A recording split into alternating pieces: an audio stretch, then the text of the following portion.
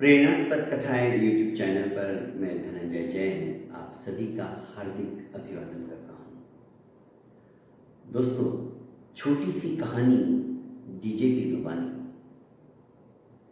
आज की कहानी ऐसे लोगों के ऊपर है जो बोलते बहुत हैं पर करते कुछ नहीं है।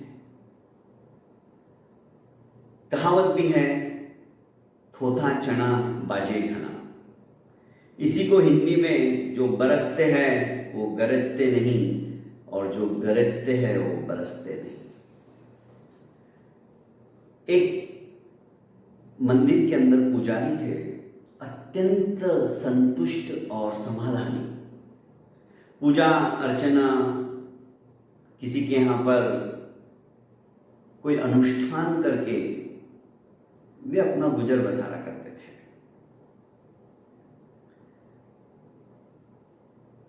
संतुष्ट स्वभाव होने के कारण से जो मिल जाता उसी में वो प्रभु का प्रसाद समझकर अपना गुजारा कर लेते थे। मांगते किसी से नहीं थे। उनका परिवार भी ऐसा है। यही कारण है कि गांव में उनकी अच्छी खासी चर्चाएं होती थी। पूजा पाठ का कभी मौका मिला, घर में वास्तु शांति का मौका मिला या किसी को यज्ञ करने का मौका मिला तो वे पंडित जी को बुलाया करते थे और मंदिर में जो भी कुछ आता था उसी से अपना निर्वाहन करते थे। एक बार 2 दिन हो गए, पंडित जी को कुछ भी नहीं मिला। भूखे रहे, खुद तो भूखे रह गए पर अपने परिवार में जो छोटे बच्चे थे उनको वे भूखा नहीं देख सकते थे। मंदिर में आए और भगवान से प्रार्थना कर बोलने लगे, हे प्रभु, ये क्या है? तेरी माया अपरंपार है, मैं रह लूंगा पर ये छोटे छोटे बिलखते हुए बच्चे कैसे रहेंगे? आप कुछ तो मेहरबानी करो, कुछ तो दया करो, कुछ तो कृपा करो। भगवान प्रसन्न होते हैं क्योंकि भक्त के हृदय में भगवान का निवास होता है और भगवान तो भक्तों के अधीन होते हैं। प्रसन्न होकर उन्होंने दर्शन दिए और कहा कि बोलो, तुम्हें क्या चाहिए? कि बस 2 समय की सुकून की रोटी मिल जाए, इसके अलावा मुझे कुछ नहीं चाहिए प्रभु। भगवान ने उसके सामने 2 शंख रख दिए। एक बड़ा दिखने में अत्यंत सुंदर था और एक छोटा। ले लो तुम, ये तुम्हारी समस्त मनोकामनाएं पूर्ण करेंगे। पंडित जी ने कहा कि नहीं प्रभु, जो आप दोगे ये मुझे छोटा शंख भी चलेगा पर आपके हाथों से जो दोगे मैं उसी में समाधान मान लूंगा, मुझे 2 नहीं चाहिए। भगवान प्रसन्न हुए। उन्होंने कहा, मैंने तो तेरी यूं ही परीक्षा ले ली थी, तू ये छोटा शंख ही ले, ये तेरी समस्त मनोकामनाओं को पूर्ण करेगा। और प्रभु अंतर्ध्यान हो गए। जो इसको जरूरत थी, सिर्फ पंडित जी उतना ही मांगते, वो तुरंत मिल जाता और आराम से उनका घर परिवार खा पी के सो जाते, भजन करके सो जाते। पड़ोसी सोचने लगा कि पंडित जी आजकल मंदिर में भी ज्यादा समय नहीं जाते हैं, फटाफट सवेरे पूजा करके आ जाते हैं, कहीं पे यजमान के वहां पर भी नहीं जाते हैं, फिर ये खाते पीते क्या है और एकदम तो संतुष्ट रहते हैं। इनको हर चीज की जो जरूरत होती है वो घर में आ जाती है। आया घर में और कहने लगा, क्या बात है पंडित जी, आजकल तो आप कहीं बाहर भी जाते हुए नजर नहीं आते हो और आपकी जरूरतें पूरी पूरी हो जाती है, क्या राज क्या है? पंडित जी भोले थे। जैसा उनके मन में आया और जो उन्होंने देखा, भगवान का साक्षात्कार किया था, सब कुछ सही सही बता दिया। अच्छा, तो 2 दिन उपवास कर लेने से भगवान मिल जाते हैं। हाँ, पर सच्चे दिल से तुम यदि ऊपर वाले को बुलाओ तो जरूर हाजिर होता है। कौन कहता है कि भगवान आते नहीं? हम मीरा की तरह उन्हें बुलाते नहीं है। कौन कहता है कि भगवान खाते नहीं? शबरी की तरह हम उन्हें खिलाते नहीं है। कौन कहते हैं भगवान नाचते नहीं?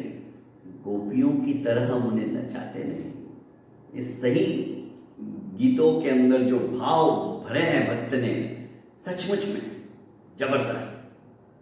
ये भी जाता है 2 दिन की तपस्या करता है और पहुंच जाता है मंदिर के अंदर, भगवान की को आह्वान करता है, बुलाता है कि भगवान जी आइए, मुझे दर्शन दीजिए।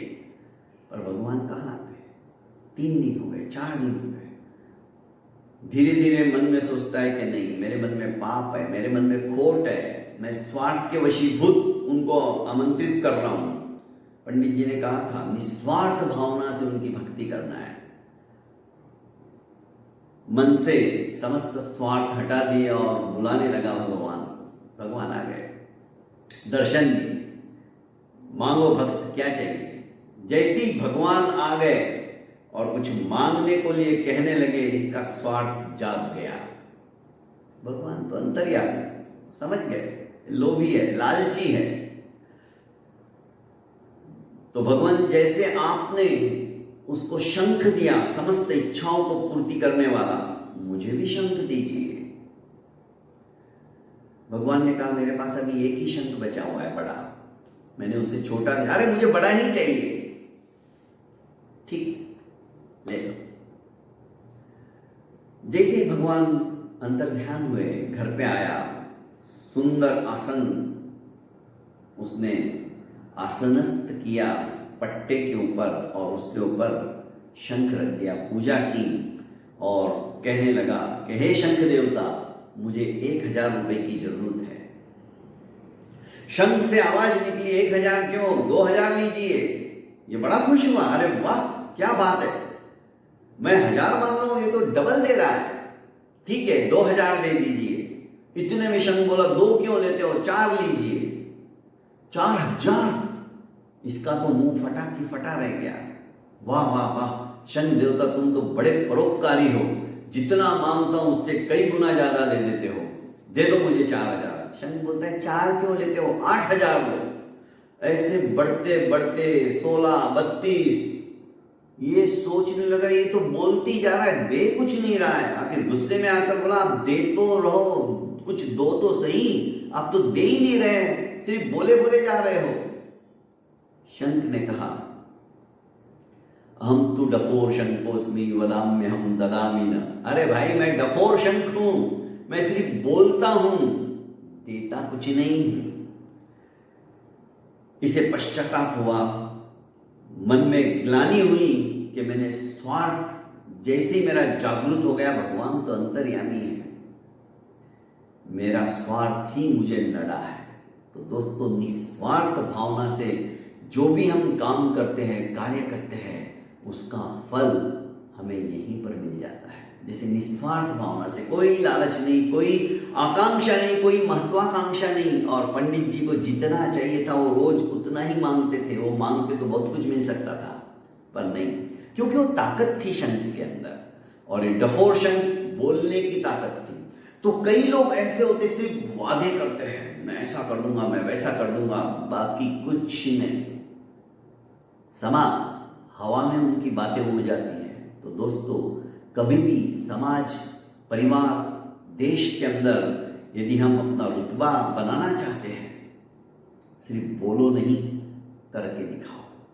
जब हम करके दिखाएंगे तो लोगों का मन भी जीत लेंगे और ऊपर वाले का मन भी जीत लेंगे। बहुत बहुत धन्यवाद दोस्तों। प्रेरणास्पद कथा यूट्यूब चैनल को आपने अभी तक लाइक एवं सब्सक्राइब नहीं किया है तो कर लीजिए और ज़्यादा से ज़्यादा इसे शेयर कीजिए। प्रणाम।